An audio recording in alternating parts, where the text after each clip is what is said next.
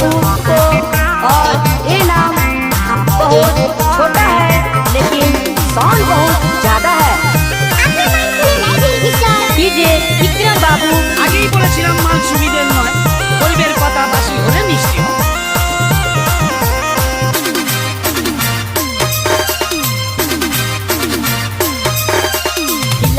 हिला ले लोला हिला ले, चला ले डहर चला ले। बाजार जाए धेर के झोला, कान में बड़का लोला पिंधे हमर सकल दोला। सोनापुर कर छाड़ी पिंधे जींस टॉप रे, सोनापुर कर छाड़ी पिंधे जींस टॉप रे। ठुमक ठुमक ना चला बे डर लागेला, ठुमक ना चला बे डर लागेला।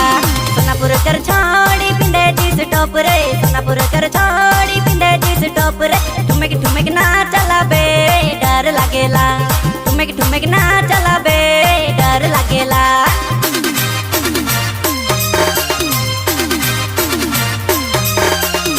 इग्नोगोर काउंटर में दारू लेवे कोई दोस्त मन के आई हुई। डीजे विक्रम बाबू का नागपुरी मिक्सिंग गाना में नचवाई हुई। किशनगंज माँ दुर्गा मंडप कर सामने से।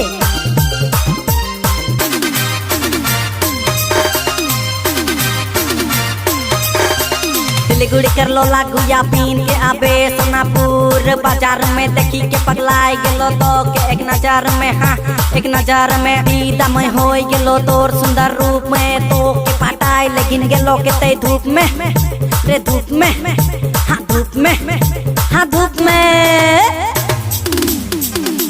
सोनापुर कर गोरी हाय रे फैशन वाली रे, सोनापुर कर गोरी हाय रे फैशन वाली रे।